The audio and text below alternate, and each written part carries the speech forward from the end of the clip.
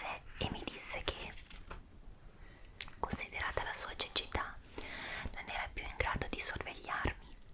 Prese uno spillo e attaccò il mio vestito al suo e mi rivelò che saremmo rimaste così per tutta la vita, qualora io non fossi migliorata. In una parola, nei primi tempi non potei allontanarmi in nessun modo. Lavoravo, leggevo, studiavo, ma sempre attaccata alla nonna.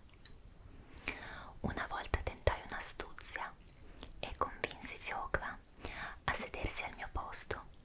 Fiocla era nostra domestica ed è sorda. Lei si sedette al mio posto. La nonna a quell'ora si era addormentata nella poltrona e io andai a fare una visita ad una mia amica non lontano. Ma tutto finì male.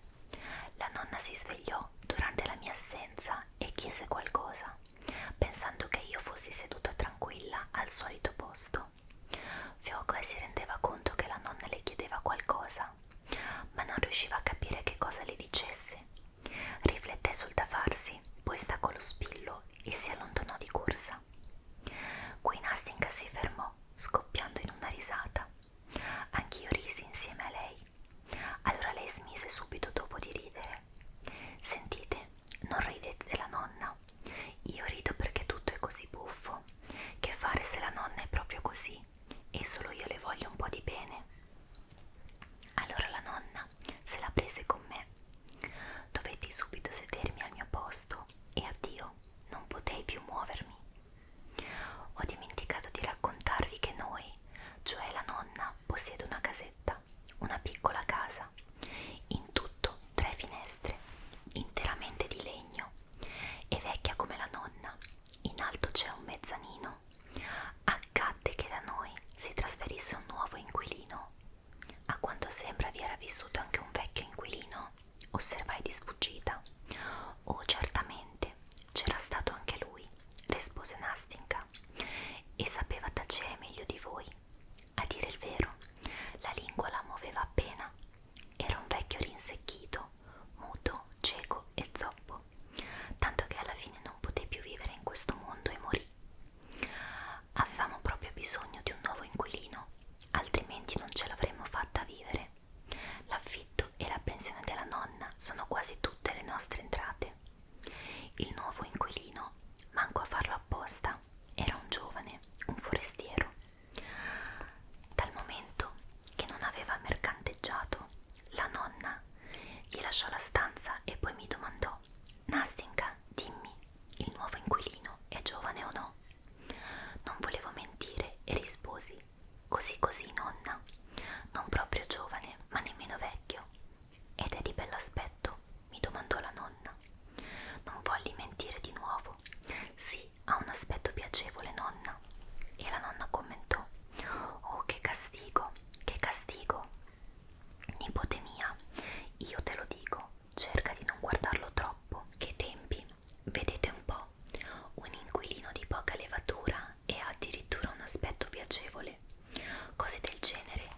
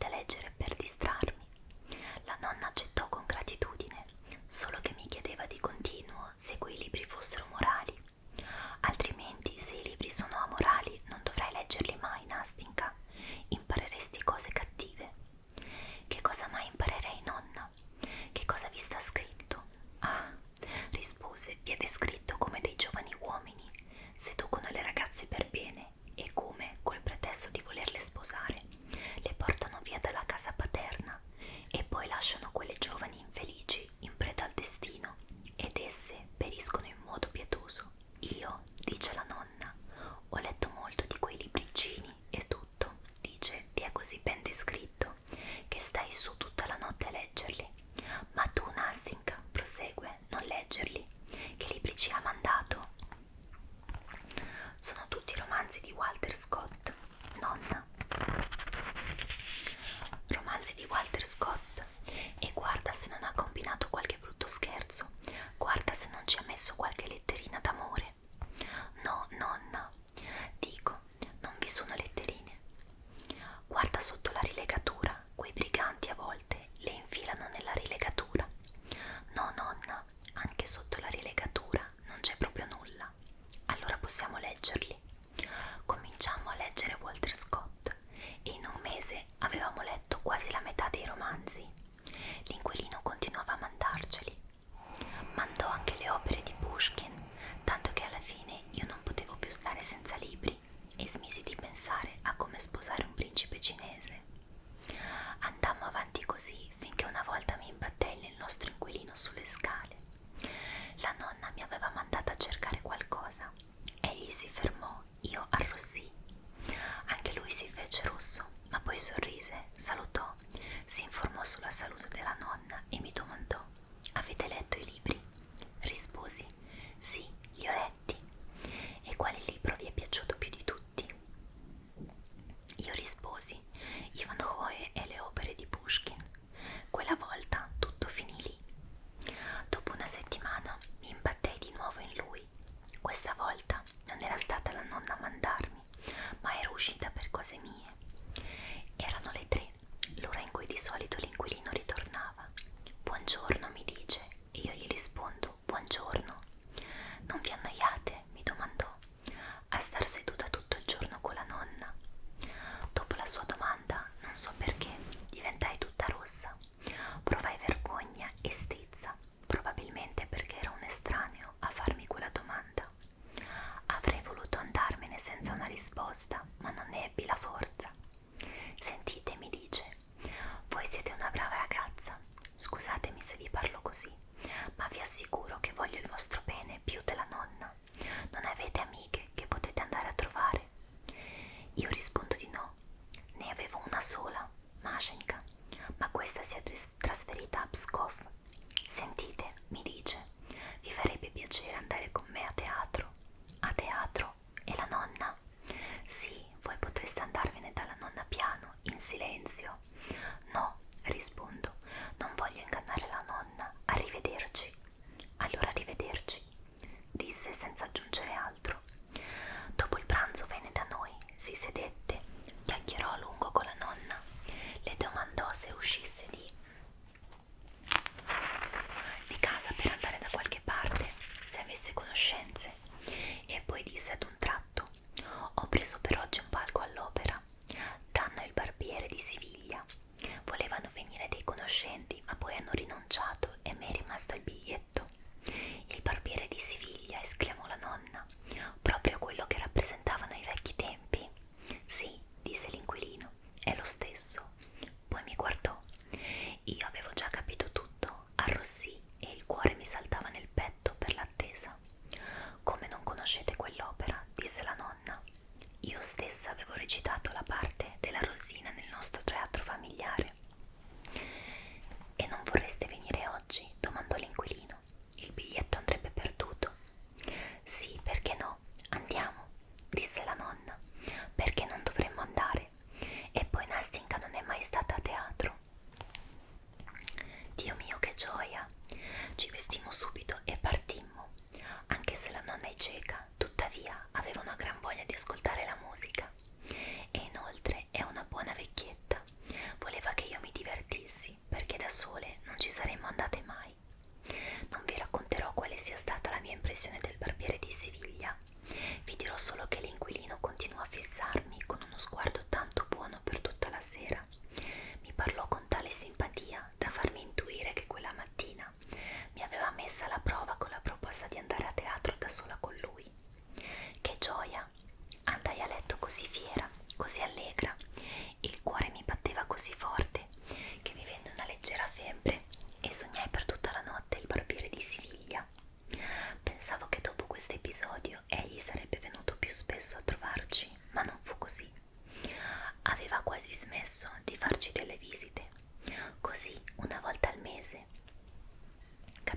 noi e soltanto per invitarci a teatro.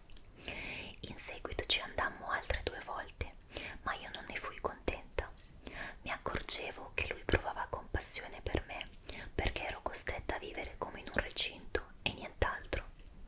Con il passare del tempo non ressi più, non riuscivo a star seduta né a leggere né a lavorare. Certe volte ridevo e facevo dispetti alla nonna, altre volte invece semplicemente piangevo.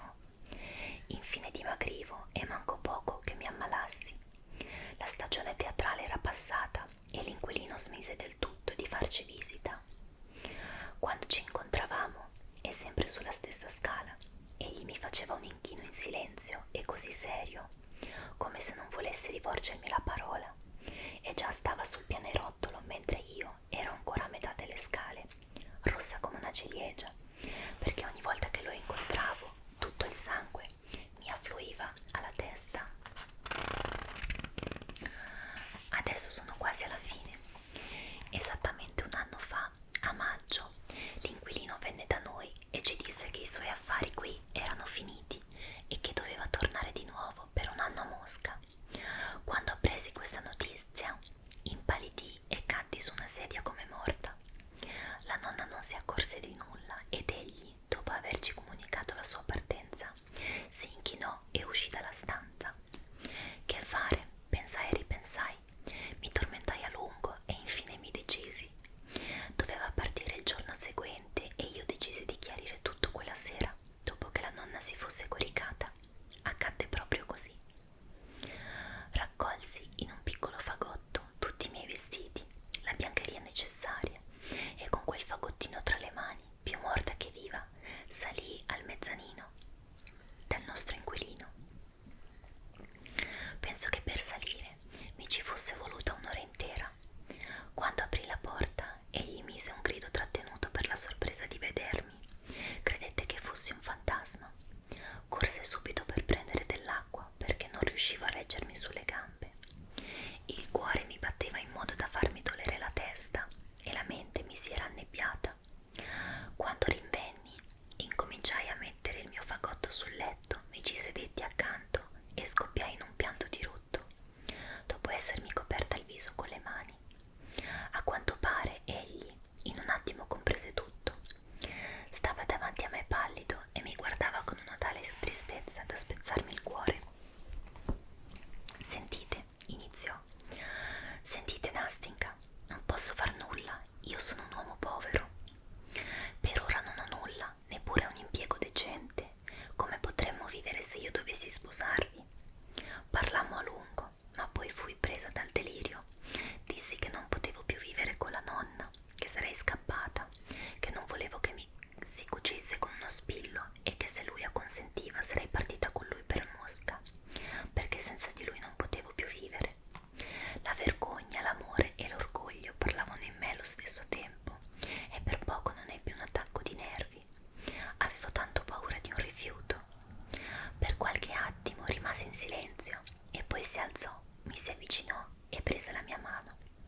Sentite, mia buona Nastinka, cominciò anch'egli con la voce velata dal pianto. Sentite, vi giuro che se un giorno sarò in grado di sposarmi, sarete solo voi a fare la mia felicità. Vi assicuro che voi sola potete farmi felice. Sentite, parto per Mosca e vi resterò per 1 anno. Spero di sistemare i miei affari. Quando sarò di ritorno e voi mi amerete ancora, vi giuro che saremo felici. Adesso non è possibile, io non posso, non ho nessun diritto di promettervi nulla. Ma ripeto, se ciò non avverrà in 1 anno, comunque avverrà certamente un giorno. Si capisce, nel caso che voi non preferiate un altro, perché io non posso e non oso legarvi con qualche parola. Mi disse queste parole e all'indomani partì. Avevamo deciso di non parlare della nonna. Fu un suo desiderio ed ecco, ora la mia storia è quasi alla fine. È passato 1 anno preciso. Egli è tornato, si trova qui già da 3 giorni e allora esclamai nell'impazienza di sentire la fine. Finora non si è fatto vedere, rispose Nastinka, come se dovesse raccogliere le forze. Non ha dato segni di vita. parole si fermò, rimase in silenzio per un istante, chinò la testa e ad un tratto, coprendosi il volto con le mani, cominciò a piangere da spezzarmi il cuore. In nessun modo avrei mai immaginato una conclusione simile. Nastinka, iniziai con voce timida e convincente. Nastinka, per amor di Dio, non piangere. Come l'avete saputo? Forse non è ancora arrivato. È qui, ribatté Nastinka. Lui è qui, lo so. Avevamo fatto questo patto allora, alla vigilia della sua partenza. Dopo esserci detti tutto ciò che vi è raccontato, avevamo concluso questo patto venendo a passeggiare qui, proprio su questo lungo fiume. Erano le 10, seduti su questa panchina, io non piangevo più. Era dolce ascoltare le sue parole. Mi diceva che subito dopo il suo arrivo sarebbe venuto da noi e se non l'avessi rifiutato avremmo detto tutto alla nonna. Ora è ritornato, lo so, e non è venuto. E di nuovo si sciolse in lacrime. Dio mio, ci sarà un modo per aiutarvi nel vostro dolore, esclamai, sobbalzando dalla panchina in preda alla più completa disperazione. Dite, Nastinka, non potrei andare io da lui? Sarebbe forse possibile, disse lei, sollevando improvvisamente la testa. No, proprio no, osservai, riconsiderando la situazione. Ecco cosa c'è da fare, scrivere una lettera. No, questo non è possibile, non posso, rispose lei decisa, ma con la testa chinata senza guardarmi. Come non è possibile? Perché? Riprese aggrappandomi alla mia idea. Sapete, Nastinka, che lettera va scritta? Tra lettera e lettera ci può essere un abisso e... Ah, Nastinka, è proprio così, credetemi, credetemi. Non vi darei un consiglio sciocco. Tutto si potrà aggiustare. Siete stata voi a fare il primo passo, perché non dovreste fare ora?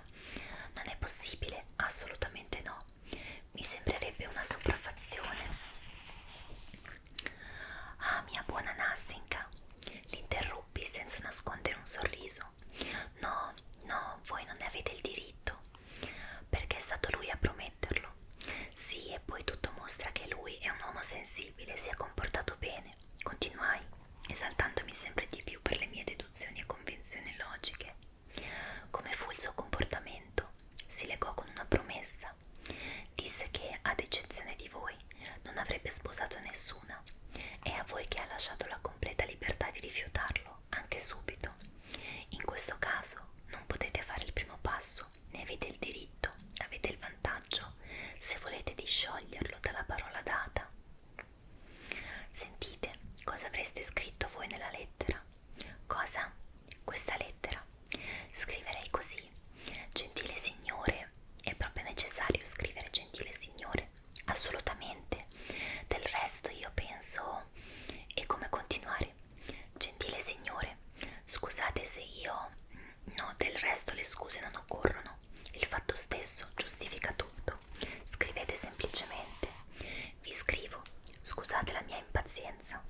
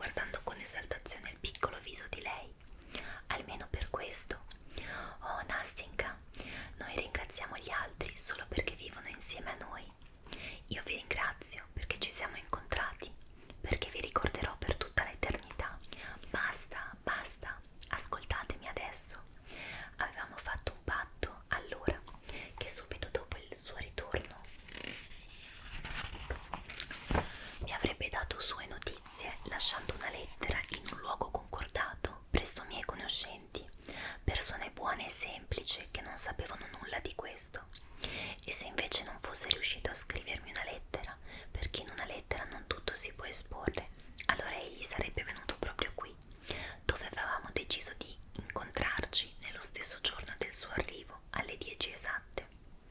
So che è già arrivato, ma è già passato il terzo giorno, senza che lui sia venuto e senza una sua lettera.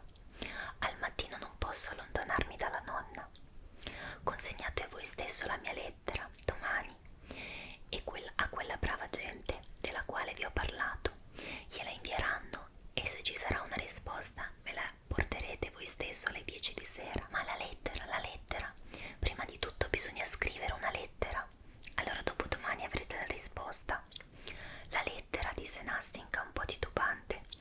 La lettera, ma non finì la frase prima distorse da me il suo piccolo viso, arrossì come una rosa e ad un tratto io sentii nella mia mano una lettera, evidentemente già scritta da tanto tempo, pronta e sigillata. Un caro ricordo a me familiare mi passò per la mente. Sina, cominciai io, Rosina, cantammo insieme e mancava poco che l'abbracciassi dall'entusiasmo. Lei arrossì, come solo lei poteva arrossire, ridendo attraverso le lacrime che come piccole perle tremavano fra le nere ciglia. Basta, basta, arrivederci per ora, disse in fretta. Eccovi la lettera, eccovi anche l'indirizzo al quale portarla.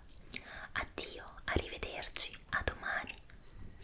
Lei mi strinse entrambe le mani, scosse la testa e sparì come una freccia verso il suo vicoletto.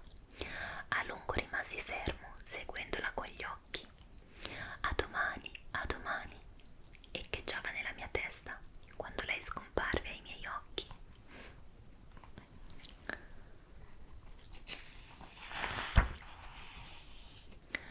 Ed ecco qui che abbiamo finito il racconto di Nastinka e nel prossimo